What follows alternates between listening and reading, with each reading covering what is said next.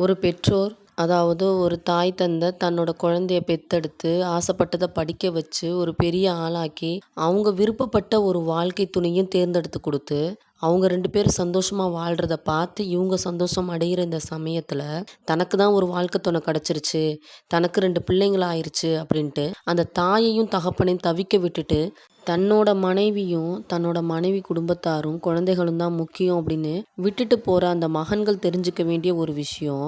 எவ்வளோதான் மகள்கள் பார்த்தாலுமே கூட, அவங்க 2 பேத்துக்கும் தன்னோட மகன் விட்டுட்டு போயிட்டானே அப்படின்ற அந்த குறைய மட்டும் எங்களால தீர்த்து வைக்கவே முடிய மாட்டேங்குது.